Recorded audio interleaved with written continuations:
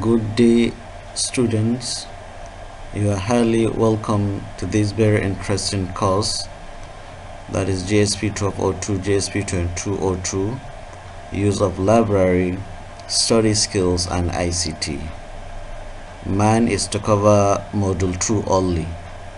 The contents of this module include the types of information resources, both framed and non-framed resources, methods of information organization and retrieval, that is classification and cataloging of information resources.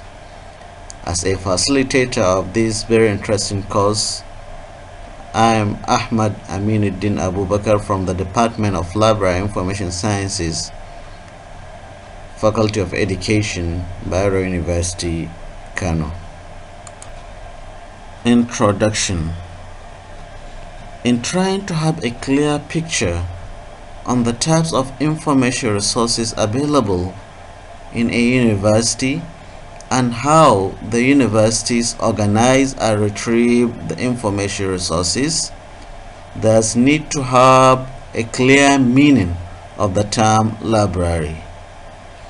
This vital question arose from the fact that information resources are located or are found in the libraries. Then what are the libraries? Libraries are social institutions created to conserve knowledge, preserve the cultural heritage, provide information, education, research, and serve as fountain for recreation. From this definition, we can summarize that libraries exist purposely to select, acquire, organize, disseminate recorded knowledge that have value and in various formats to meet the information, educational, cultural, recreational, and research needs of individuals in a society. Now that we have the meaning of libraries, what are then academic libraries? Academic libraries are established within tertiary institutions of learning with the aim of supporting the teaching, learning, and research objectives of both faculty, staff, and students of the institution they are located. From this we can say academic libraries are the heart of every higher institution of learning, and they provide the information bearing resources through which the academic objectives of that institutions are achieved. This to say that no any university, no any polytechnic, no any colleges, no any school can function effectively without library. It is a known fact that for academic library to continue to be relevant, it must meet off with the mandate to provide up-to-date and relevant information to the academic community itself. Such, the quality of education in a given university depends on the use of library and its resources. From the last slide, we have learned that academic libraries is not limited to only one library. It can be a college library, a school library, and a university library. Our concern here is on the university libraries. These university libraries play a very challenging and difficult role to satisfy the demands of larger group of students, research and postdoctoral research scholars, members of the various academics and executive bodies of the management, administrative and professional staff of the universities. The objectives of a university libraries are to 1. Provide intellectual and managerial leadership among the professional in various fields of government, industry, health, engineering, law, medicine, education, agriculture, and inculcate in them a sense of social purpose. Guide research workers, that is to to guide the research workers in all areas mentioned above so that the result of research could be harnessed to improve the quality of life of the people. And thirdly, to conserve knowledge and ideas for posterity. Types of information resources in university libraries. Let's begin with the concept of information resource. That is to know what the information resource is all about before we move to the discussion of the types of information resources. The term resource means a source of supply, usually a large volume.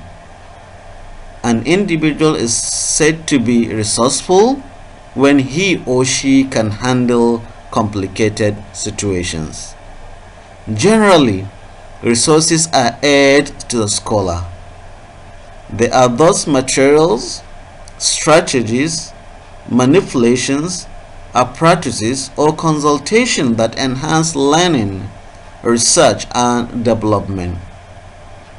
From these few statements, we can learn that information resource can be a container or a format where an individual or organization got information from.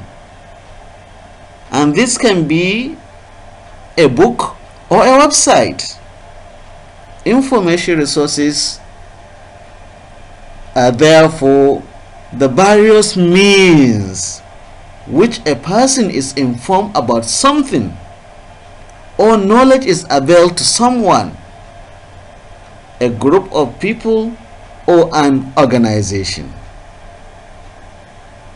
As such, information resources can be observations, people, speeches, documents, pictures, or even organization. Therefore, we can conclude that information resources include all forms of information carriers that can be used to promote and encourage learning and practical research activities. Now let's discuss the contributions made by various scholars regarding the meaning of information resources. As we stated in the previous slides, information resources are information items or resources acquired, processed, and made available in the library for the patrons, that are the users. Academic libraries, in the effort to provide a broad array of resources to meet the information needs of their users, collect resources in various sizes and formats over a period of time. Information resource, according to Ojedikon, as cited in OISA 2015, is a term often misused and or interchangeably used to mean information source. Information resource include data, the processes used to convert this into useful information, the equipment and technology required to use this information, and the people involved in making best use of the information. Example here regarding the information resources include computers, computer networks, electronic files and data, people, and printed materials. FIOSA 2000 identify information resources as those materials which enable libraries to carry out their functions effectively. Mean that without these resources there is no way the library can function. It's like going to farming without farm tools or farm implements. So for the library to function effectively, they must have these information resources, which are made of books and other information bearing media. Information resources therefore include everything that is used in providing the required information service to the client, to the patron, to the users, to the population of the university. This means that academic libraries information resources transcend just books and journal to include non-book, non-print, electronic, and even virtual, in addition to human resources. Types of information resources in university libraries. Having discussed the definitions of information resources, now what are the types of information resources? Information resources in an academic or university library can be broadly categorized into three. They include 1. Print information resources, 2. Non-print information resources, and 3. Other information resources. Print information resources. Information can come from virtually anywhere, no doubt about that. Be it from personal experience, books, articles, expert opinions, Encyclopedia Britannica, Encarta, the web. But the type of information needed will change depending on its application. It is the individual that generate individual on the daily basis as they move about their work. Then what are print information resources? Print information resources are information resources in physical and tangible formats. The one that you can see, the one that you can touch. Example of print information resources are books, journals, pamphlets, newsletters, and reference sources. They also include projected aids, visual aids, three-dimensional aids, and non-projected aids. According to Ayenda and Pele 2015, print resources are those which include journals, as stated above, dictionaries, encyclopedias, almanacs, yearbook, teleprinter pages, continuous printed tapes, facsimiles pages, computer prints out, and radio photo prints memos. Print information resources. There are several examples of print information resources available in university library. Let's begin with the first one, books. Books are the most common type of printed information resources. They are the most common type of print information resources. According to Rees 2004, book is a collection of leaves of paper, parchment, vellum cloth, or other materials, be it written, printed, or blank, that are fastened together along one edge with or without a protective case or cover. In this regard, one can simply say that a book is a set of printed pages that are fastened inside a cover so that you can turn them and read them. A book is described by some people as a written work or composition that have been published, printed on pages, bound together, while others say it is just the content separate from its container. In whatever case, books are categorized into two: fiction and non-fiction. Fiction contains information that are not true, and all the scene and characters are made up by the author, the creator, the originator, the intellectual, artistic writer of that document. while the non-fiction books deals with information that is true about real things, people, events, and places. Another example of print information resources is reference information resources.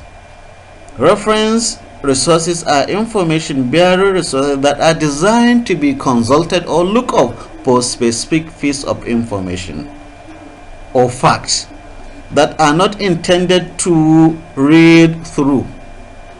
Such collections are voluminous in nature. They have huge number of pages that you cannot read them from cover to cover. We only consult them when we are looking for a particular information or facts. In university libraries, reference materials constitute the first port of call for many researchers looking to achieve excellence in research. The various types of reference information resources in university libraries include dictionaries and encyclopedias, almanac, an yearbook, gazettes, directories, bibliographies, atlas, maps, manual, and handbooks. The next example of print information resources is periodical information resources.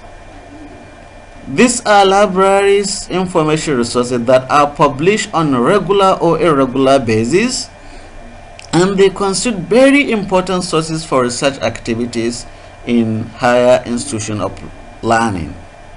Some of the periodicals provided by university libraries in satisfying the information needs of their clienteles include journals, newspapers, magazines, and bulletins.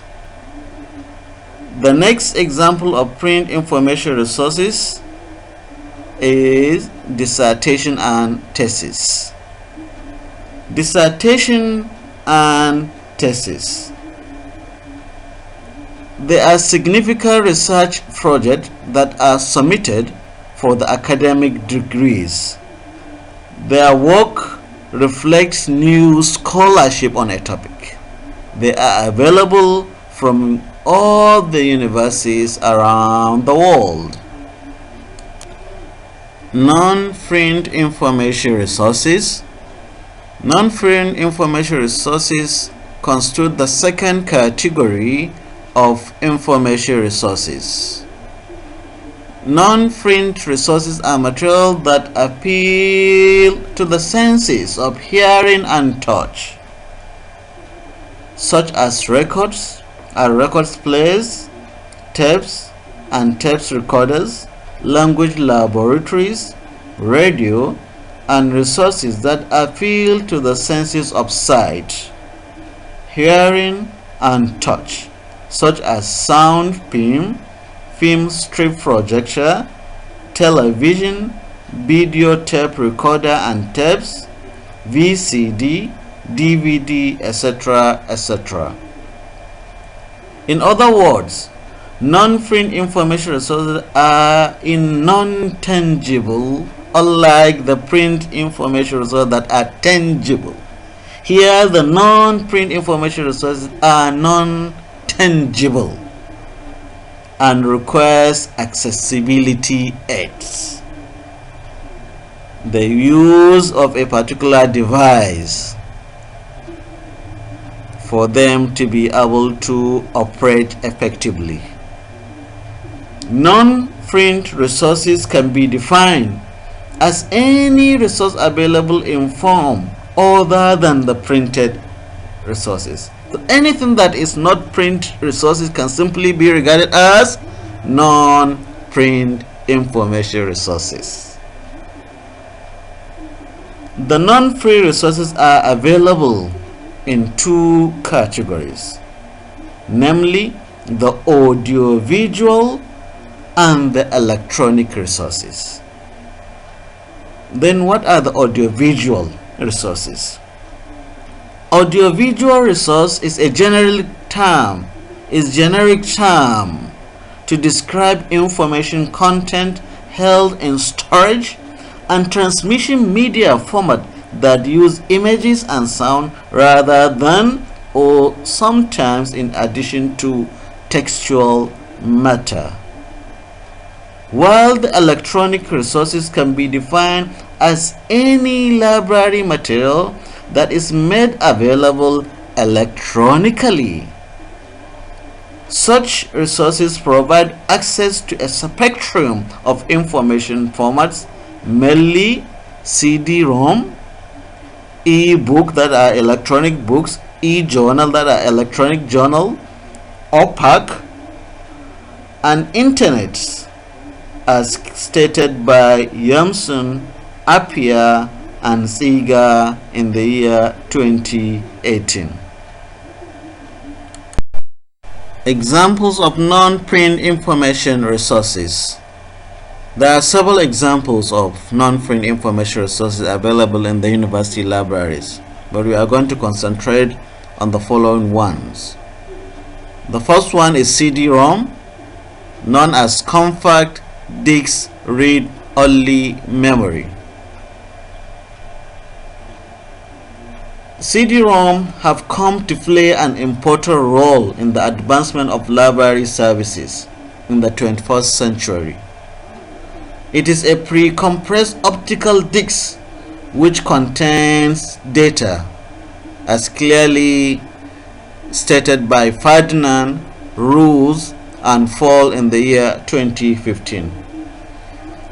University libraries provide online and offline services through the use of CD-ROM technology because they are very popular for storing databases and full text materials.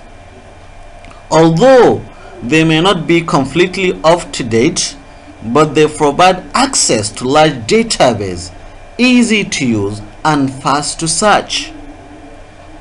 And it could be available in multimedia and may not require any internet connection. The next example of non-print information resource is electronic books. Electronic books, according to Khan and Khan 2015, is a digital reading material that a user can view on a desktop or PDA, that is personal digital assistance, be it laptop or a dedicated portable device with a large storage capacity and the ability to download new titles via a network connection. Electronic books are entirely opposite of books.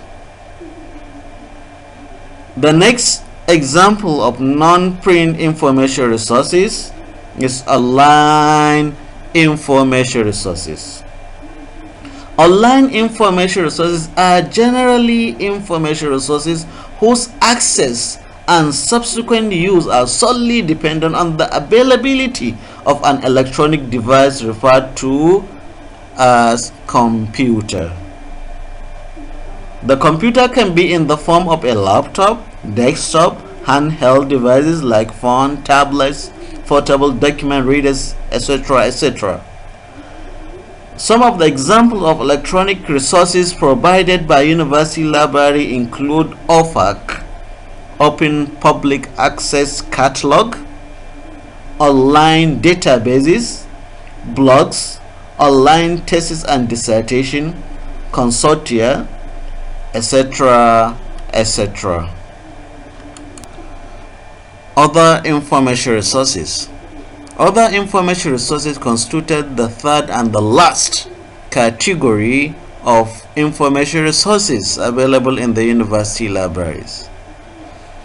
Beside the various print and non-print resources we have discussed in the earlier or previous slides, there are some more types of information resources still exist in the university libraries. These resources are usually collected by libraries of scientific and technological units, that is within the domain of scientists and technologies. Some example of other resources are standard, pamphlets, reports, patents, atlas, maps, etc., etc. Now we are moving to the second content of this module, which is on the methods of information organization and retrieval. That is the processes and procedures adopted by the university library in organizing and retrieving their information resources through classification and cataloging systems. Organizing information resources in university libraries. We all know that the main purpose of libraries, particularly the university libraries, is to collect a large quantity of scholarly materials from different time periods and on diverse topics to make research easier for members of the community they serve. That are the students, the staff, the administrators. Library resources, or rather information resources, are free for use by members of the community. University libraries normally purchase materials that are normally too expensive for library patrons. Information resources, unlike those found on the internet, have to go through a review process. Librarians select books, magazines, journal, databases, and even websites for use by their patrons.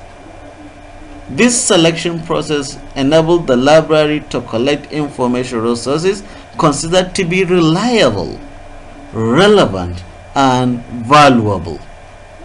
Information resources organization is done in library through the following methods, that are classification and cataloging. Now, the needs to organize library information resources. Do we need this organization? Can we be able to locate, identify, or retrieve an information resources without this organization? No way. That is why university libraries have many different information resources of various resource different and domains that are well organized, that are systematically arranged, because it is of no use if users cannot easily and readily access the information resources available in any given university library. This must be ensured that information resources and users are brought together. According to Fanda 2014, the need for organizing university library resources is to 1. Maximize search capabilities for users. That is, users to be able to make a rapid search of information. Not just to get 1 or 2 books, no, to get many relevant, related collections at the appropriate time. 2. Display the available resources, that is to showcase what the library have. 3. To minimize physical, intellectual, and time barriers. And 4. Enhances neatness of the library.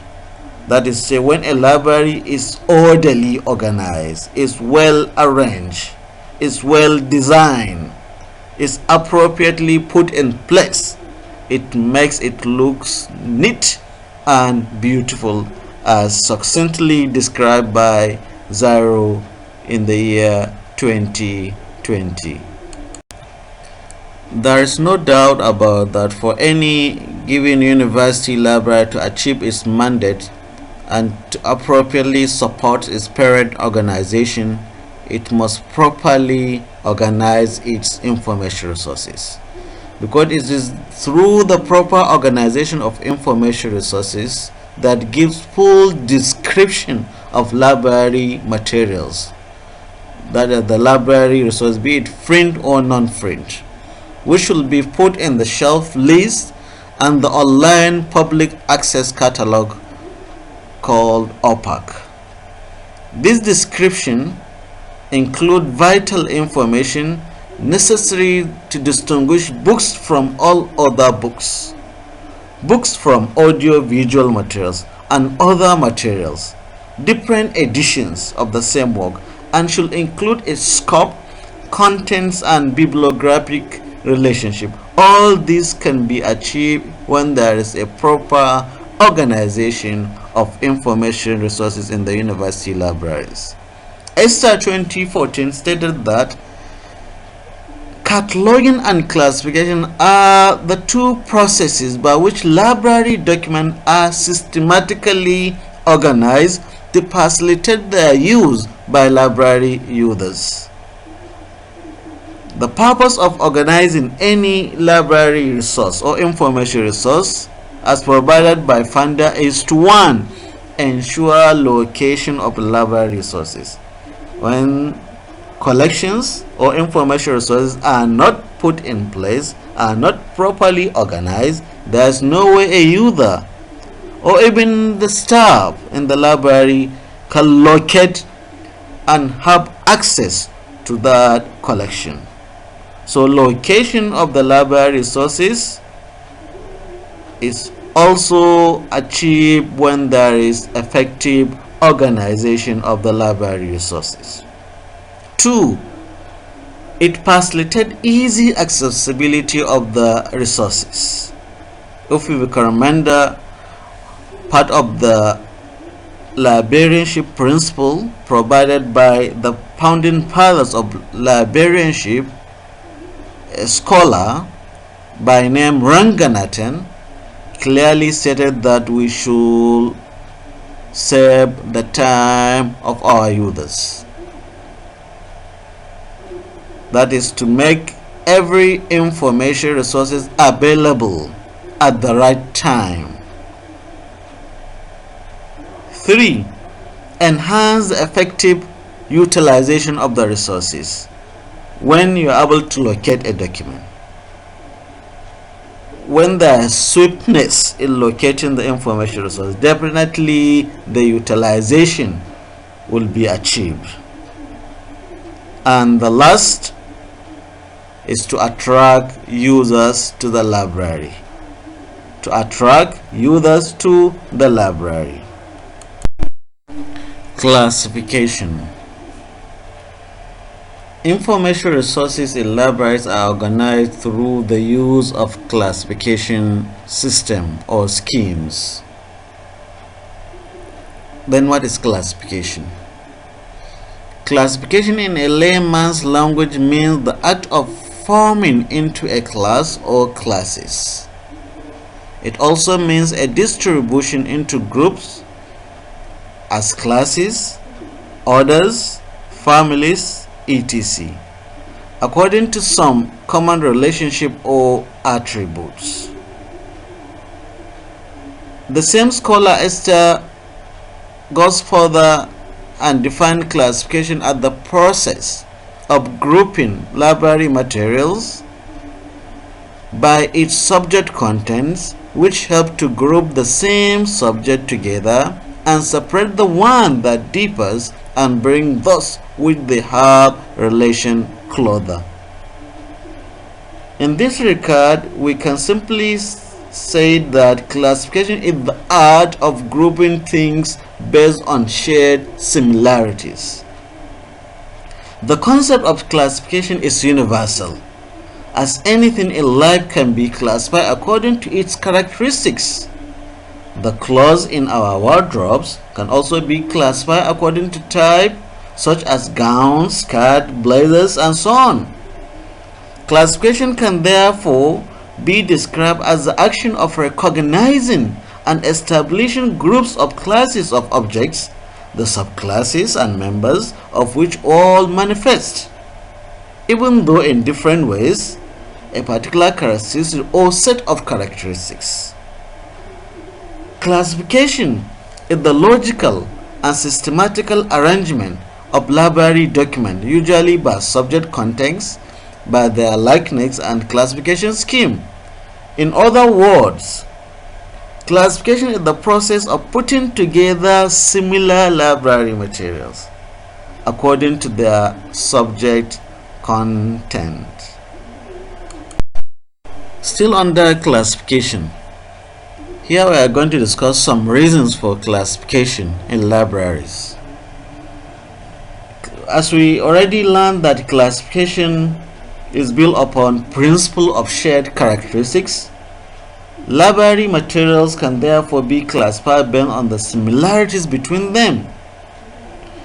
While a librarian in a small library may decide to classify the library resource according to the size of the document or title, this will not work for the librarian in a large library. For the librarian working in a large library, where the resources run into millions.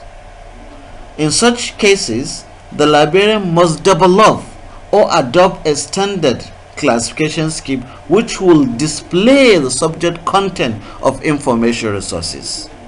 Library classification, therefore, is a systematic way of grouping subject and related subject in such a way that the knowledge they contain can be displayed one relating to the other. Classification in library is a piece of work that consists two steps. Firstly, the aboutness of the materials is ascertained and a code number based on the classification system used at the particular library is assigned to the work using notation. These reasons of classifying the library materials are 2. 1. Aid information retrieval through systematic arrangement. Provide subject analysis of a document. Highlight relationship between classes and subclasses, for example, education and adult education. Bring related subject into close proximity and bring users in contact with specific books. Still under organization of information resources, classification systems and schemes. Classification systems and schemes are therefore systematic plans used for the arrangement of library materials. Most library classification systems provide a scheme for the classification of information materials. Classification schemes map out fields of knowledge in ways that are suitable for library use by grouping related items into classes and arranging such group in a hierarchy so that users can trace topics in their context and scan subject field from general to specific. A library classification is a system of knowledge organization by which library resources are arranged according to subjects.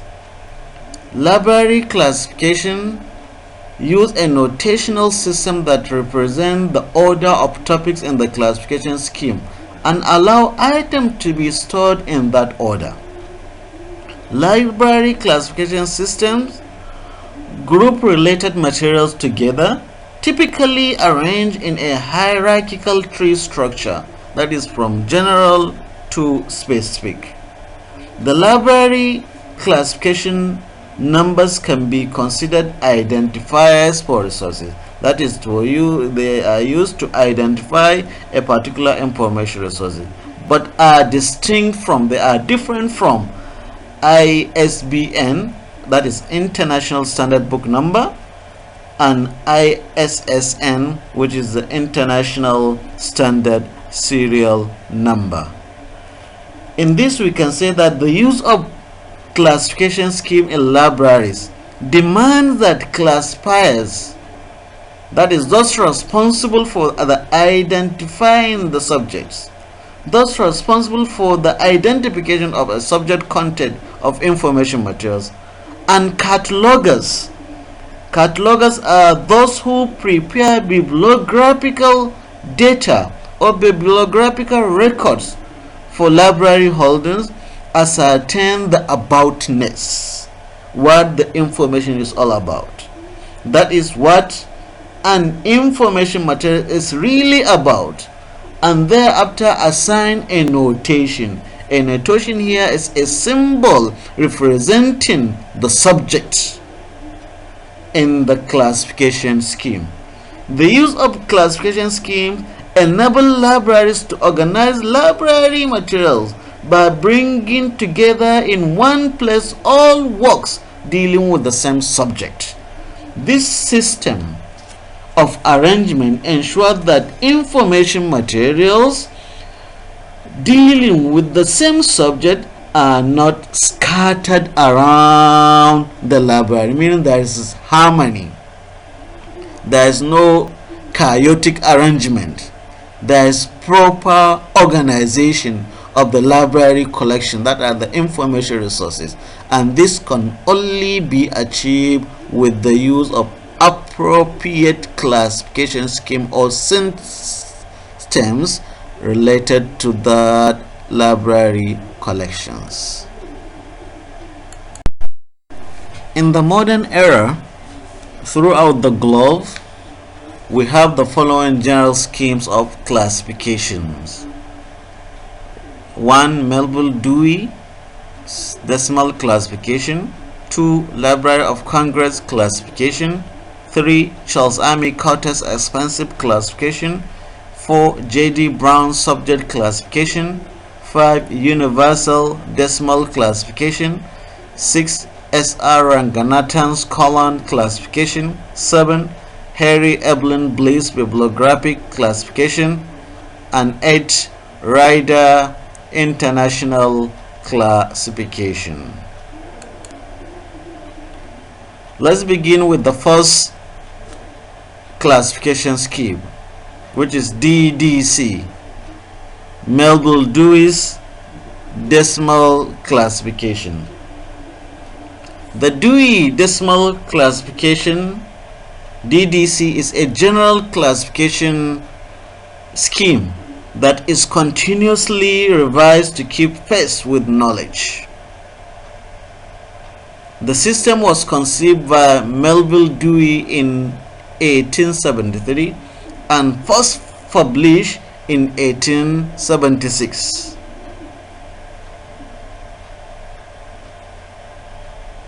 Currently, DDC is published by OCLC, that is Online Computer Library Center, and is the most widely used classification system in the world, translated into many or more than 30 languages. Translated into more than 30 languages. It has been revised and expanded through 23 major editions, and the latest one is issued in 2011. Now the features of DDC, that are the characteristics of Dewey Decimal Classification Scheme. 1. or A. The whole body of knowledge is divided into 10 main classes. That is to say, DDC divided the entire knowledge into 10, starting from 000 to 999. Each main class can further be subdivided into division and sections. Let's say, for example, applied sciences is 600 in the first division. Then under it we can have agriculture to be 630, that is subdivision. And again under agriculture we can have plant injuries, that it could be a section. So 632 is equal to 6 for main class, 3 for division, and 2 for the section. B. It uses only Arabic numerals as notation. It is therefore said to have a pure notation. The next feature or characteristics of DDC is a decimal point or dot followed the third digit in a class number, after which division by 10 continues to be specific degree of classification needed. The dot is not a decimal point in the mathematical sense, but a psychological pause to break the monotony of numerical digits and to ease the transcription and copying of the class number. D. It has mnemonic devices as it can easily be remembered. For example, religion is in the 200 division. E. It shows hierarchy. It shows hierarchy and net worth of relationship using military science. An example, military science is 355, while military life and custom is 355.1, while promotion and demotion is 355.112. So there is hierarchically arranged. There is a network of relationship established between military science, military life and custom, and promotion and demotion. The last feature or characteristics of DDC is that it is compact and it's come in 4 volumes. Volume 1, which is the introduction, volume 2 and 3 are the schedules, and volume 4 is the index.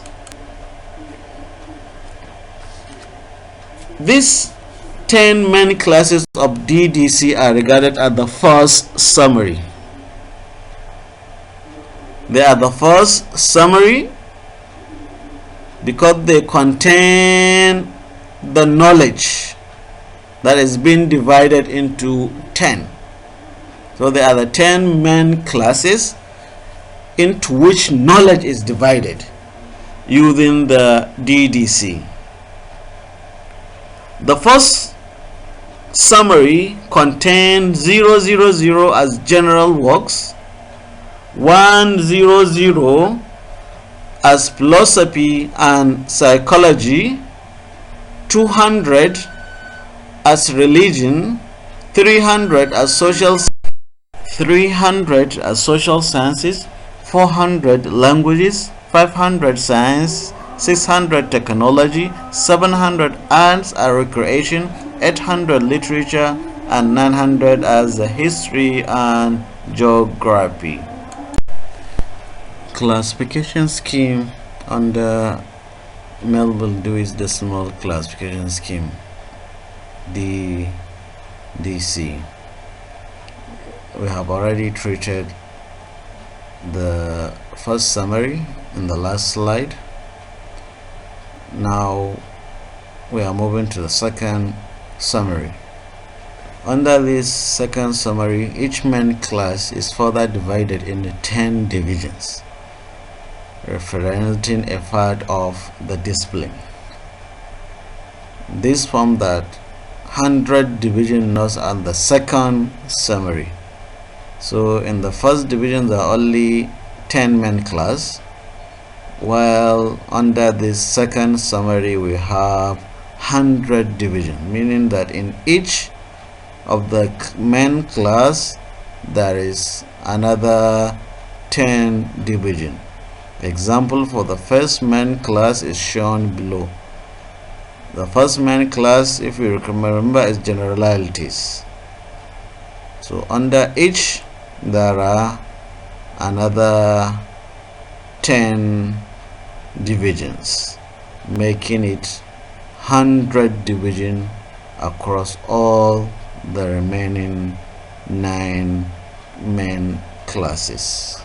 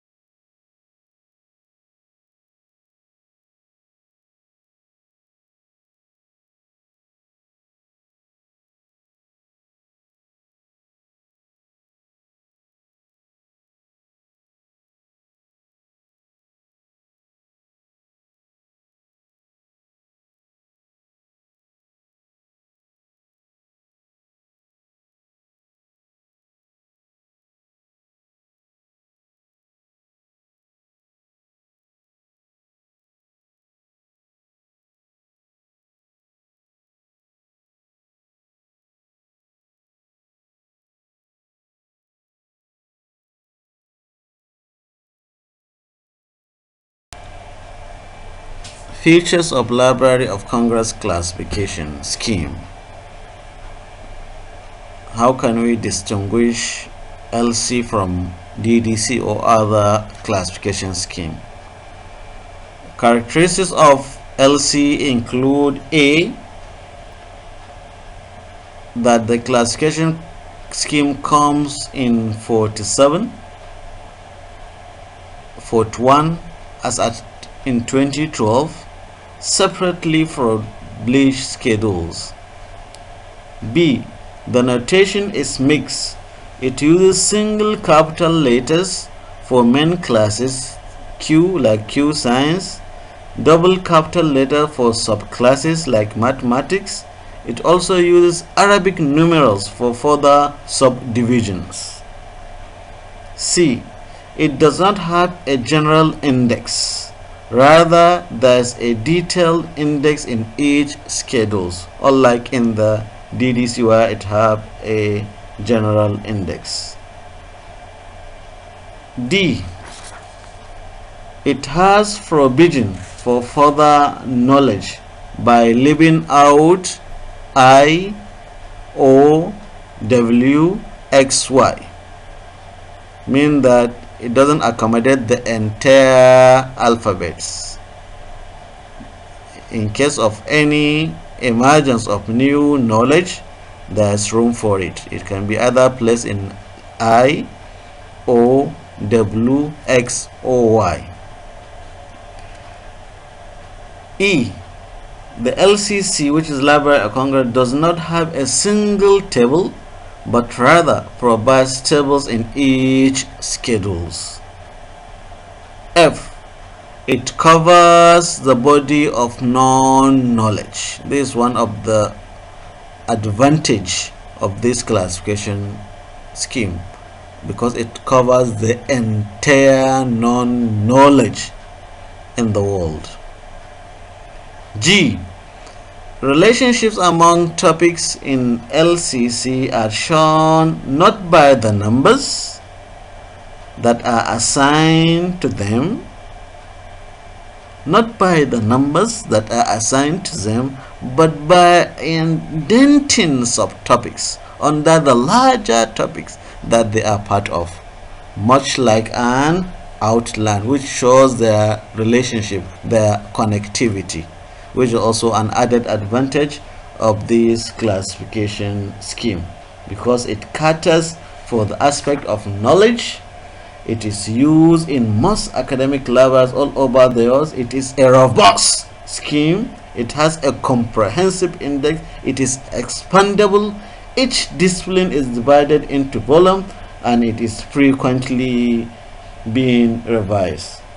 But one of the disadvantages of the LCC is that it is too large.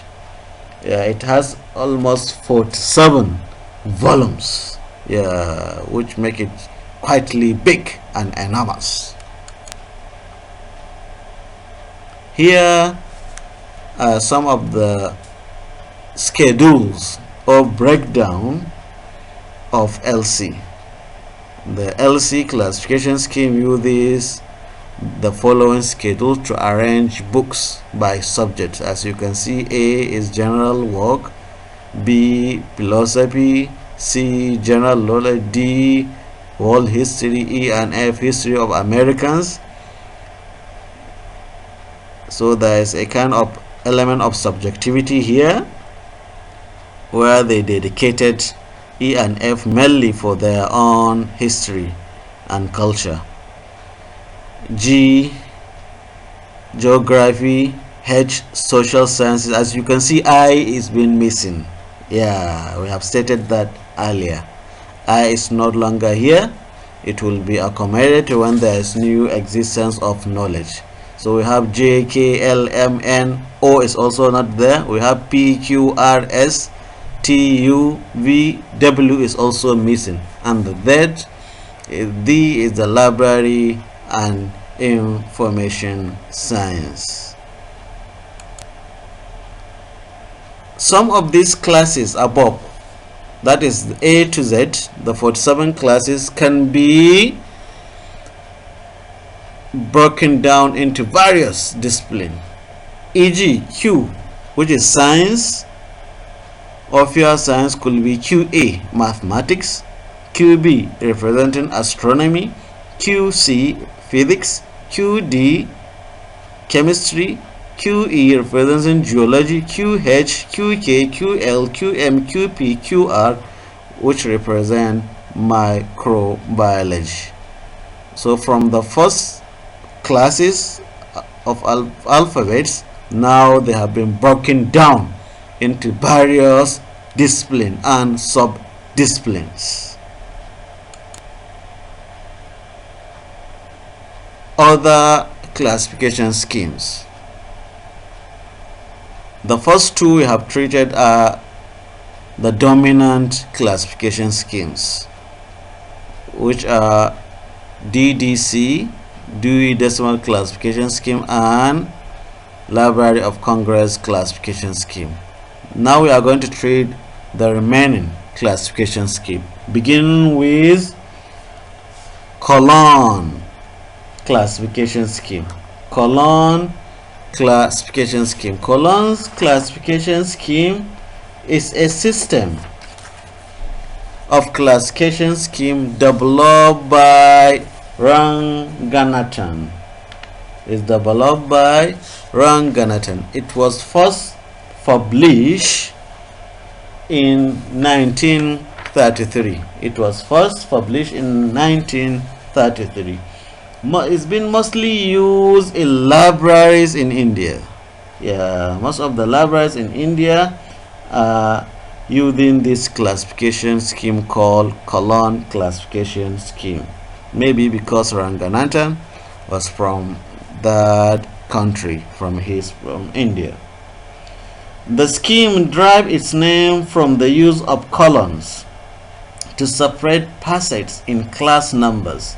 The colon classification uses 42 main classes that are combined with other letters, numbers, and marks in a manner resembling the LC, the Library of Congress, to represent the body of knowledge. So it's somehow similar, though not related, but it's somehow similar to LC.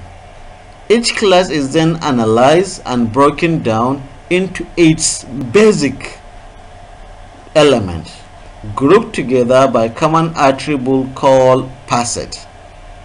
While LC is mostly enumerated, colon classification is mostly faceted scheme.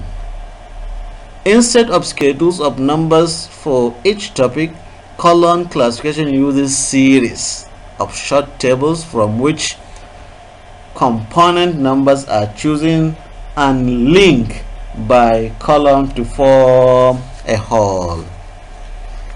The next classification scheme, which is number 4, is Universal Decimal Classification Scheme, the UDC. The UDC was developed in the year 1885 by Belgian bibliographers Paul Otlet and Henri Lafontaine. It is structured in such a way that new development and new fields of knowledge can be readily incorporated, just like LC. Patterned after the DDC system, the UDC contains significant faceted or analytical scientific elements. The UDC contains significant faceted or analytical synthetic elements.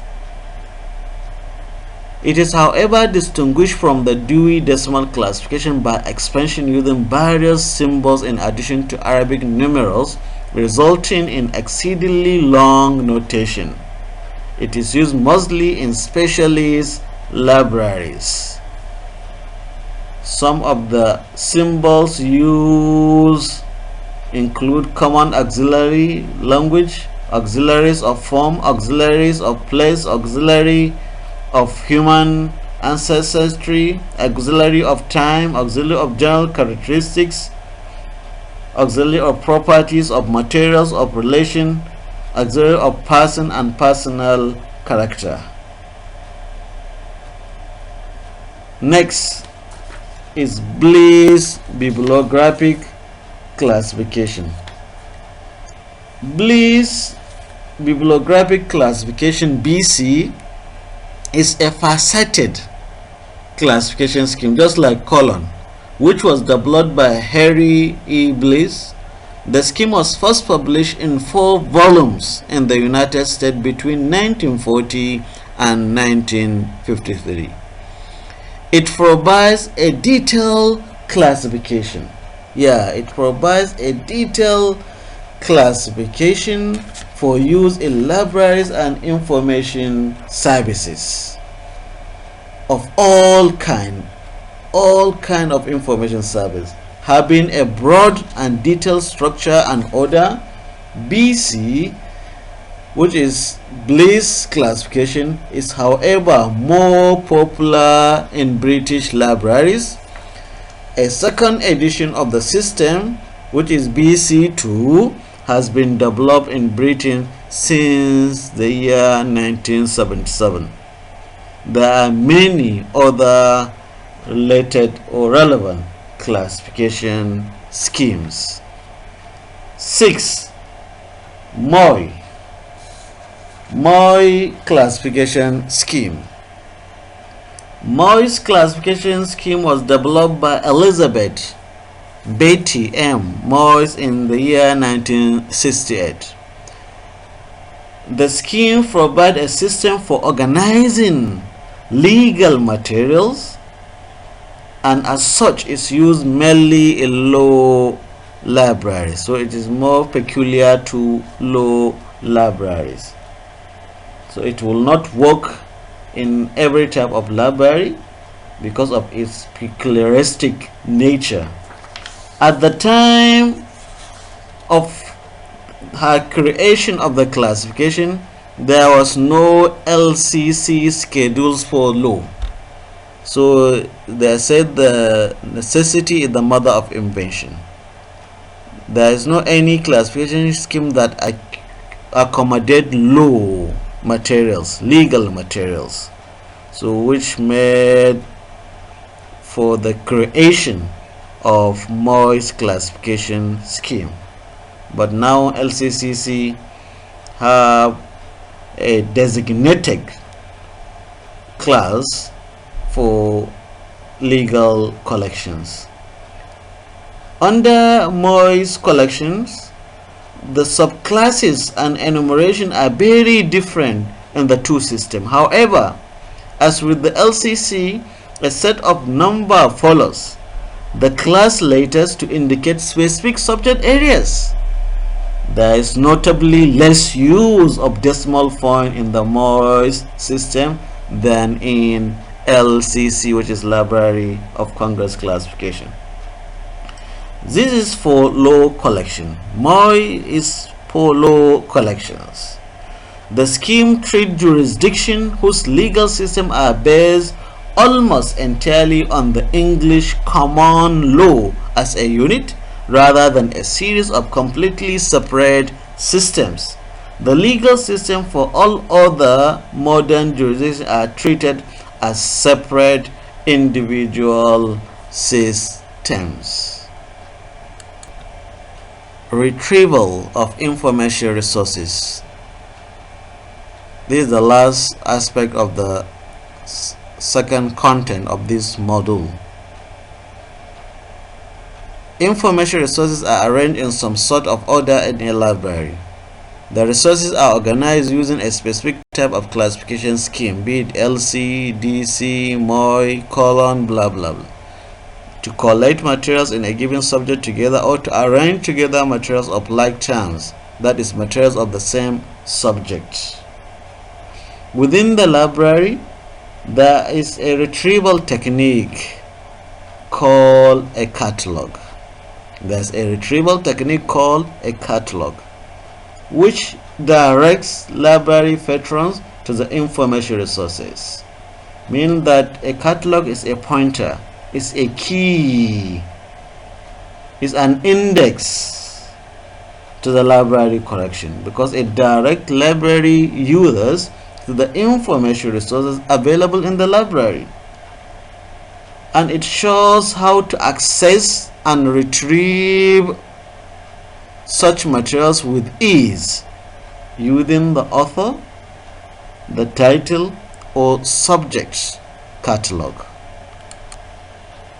Then what is a library catalog? A library catalog is a register of all bibliographic information found in a library, arranged alphabetically by author, title, subject, and class mark. The catalog is very important in a library whenever its collection is growing too large, meaning that when there are huge number of collections in a library, there is need for that library to have a catalog. Regardless of the types of users, the primary purpose of all library information centers is to assist in the transfer of information and the development of knowledge. In the information world, every individual must learn and have the tools needed to deal with the information age. That is the catalog. This can only be achieved when one is versed enough with different retrieval tools and skills in information use. The types of tools people learn to use will help them cope either efficiently or inefficiently with a world of information that is growing so fast and so complex, especially in the academic environment where students are required to do assignments and carry out different research activities.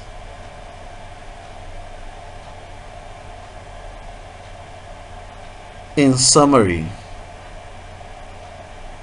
the catalog is simply a record of what the library has, because it helps the library users to identify what the library has and where to find it and how to locate it. Functions of a library catalog. As we have discussed in the previous slides, the catalog helps to locate items and bring similar identifiers together, because it records resources of a library or information center under the author, title, and subject or from headings. It is the key and pointer to the library collection, because without it there is no way you can locate any information resources in the library, because it contains entries representing each material in the library, and that is the function it performs.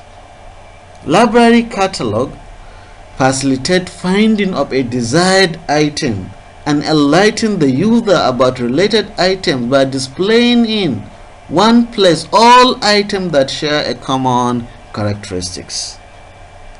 The common characteristics could be title, author, or subject. Then the goal of a catalog is not only to permit persons to find items that they already know exist in the collection, but to also help them find items of which they were not aware exist in the collection of the library. So the functions of the library catalog are enormous. We have one, it enables a user to find out whether the library has a specific book. It enhances access to the library collections. It enables a person find or locate a book of which either the author, title, or subject is known or unknown. It shows what the library has in terms by a given author, by a given subject, or in a given kind of literature. It also assists in the choice of book as to its edition and other bibliographical details.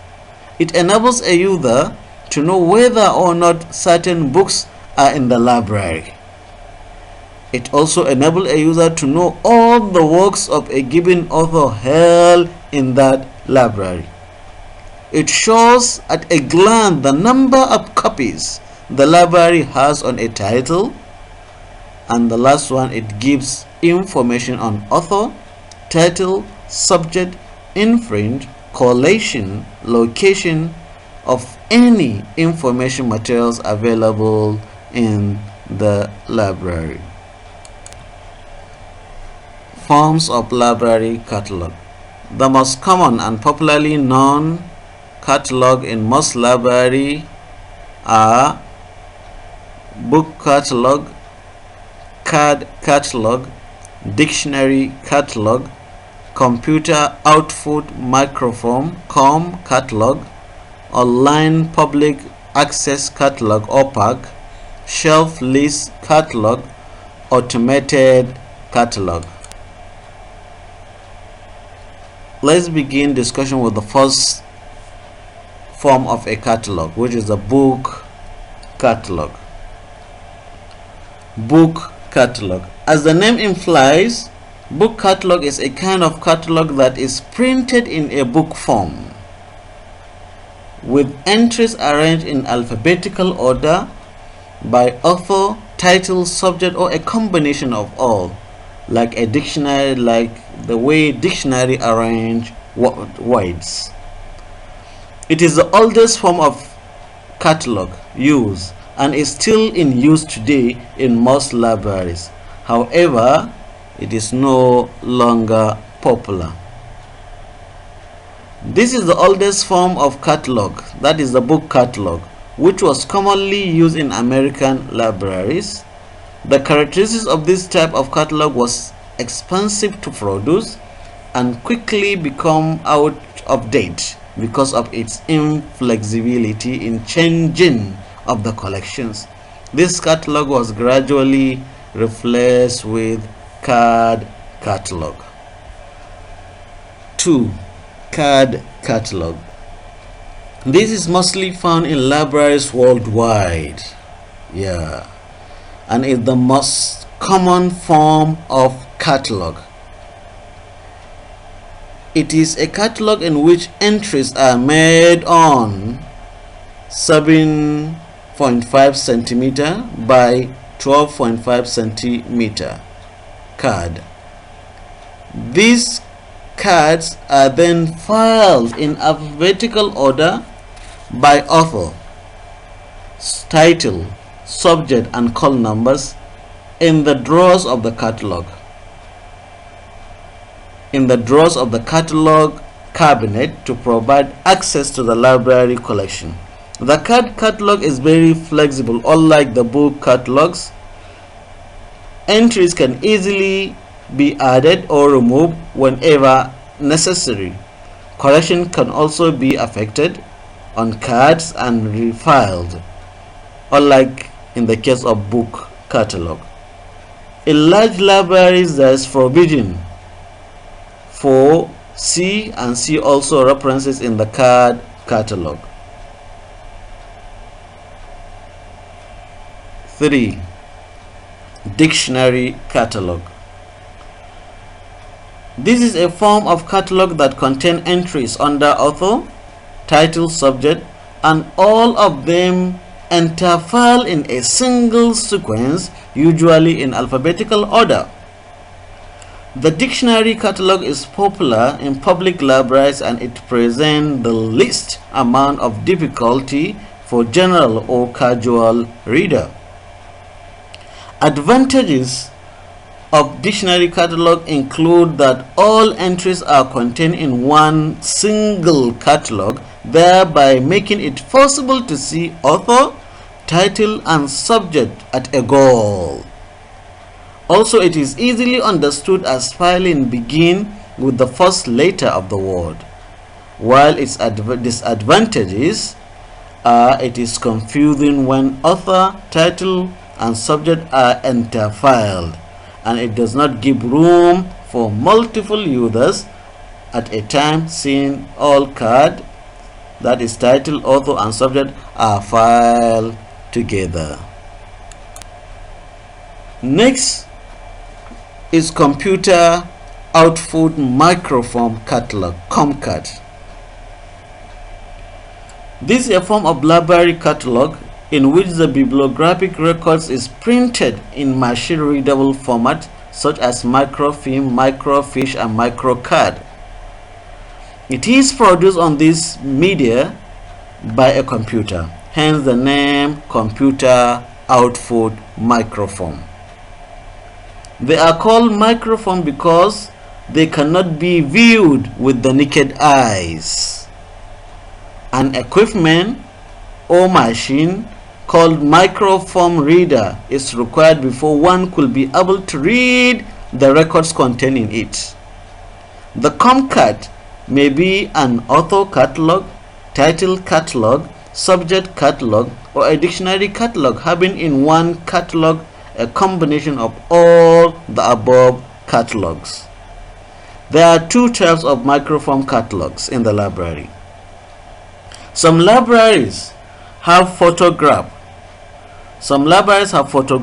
each catalog card in alphabetical sequence, then transferred this image onto microfilm or microfiche.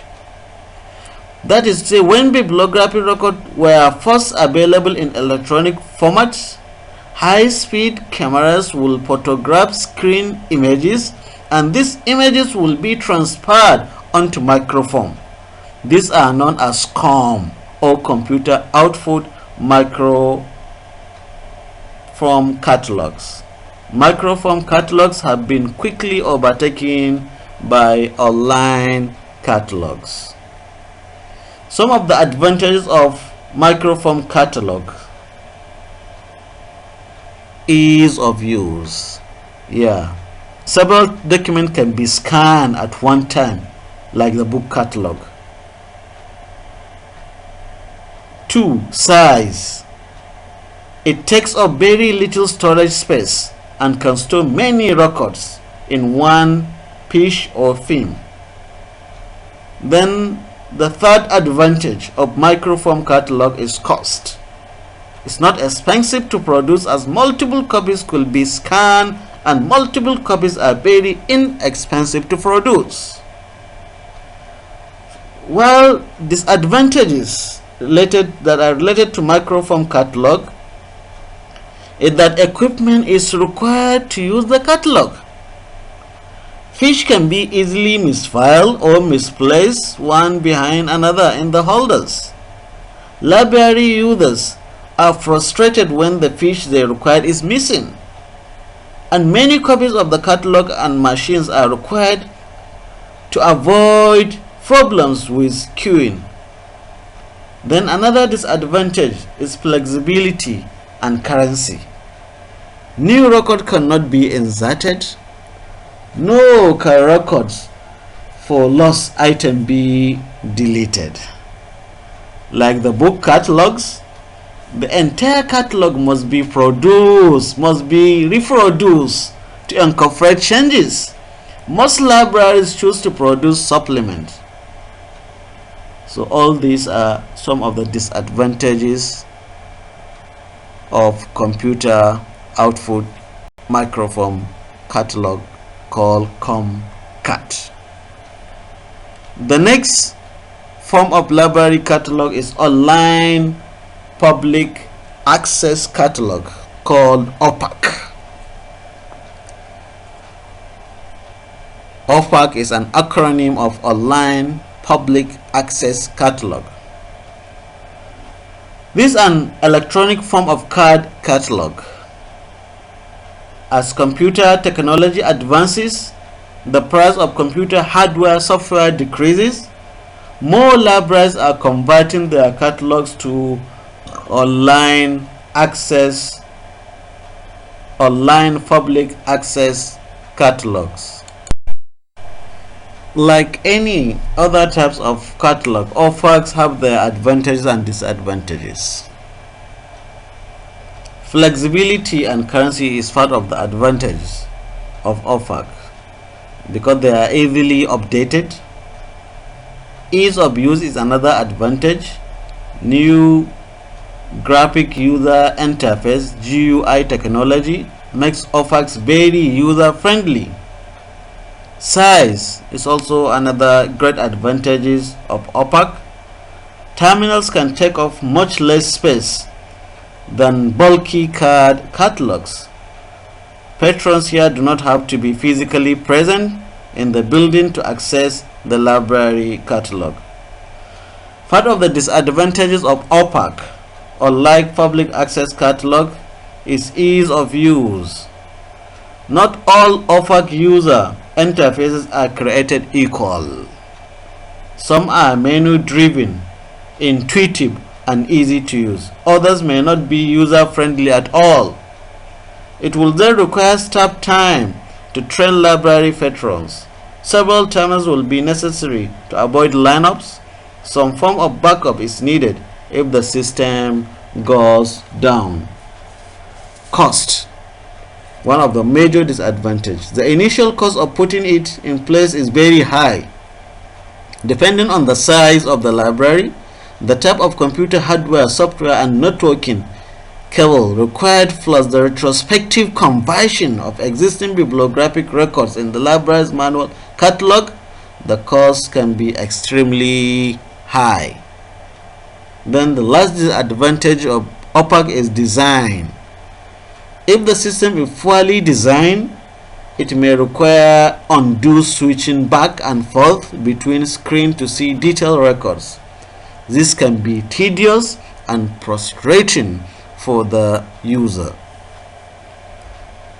Then the last form of library catalog is shelf list catalog. This is actually a kind of library catalog, but because of its uniqueness and the role it plays in the library, it is worth discussing here. This is a kind of catalog that is arranged according to the class number.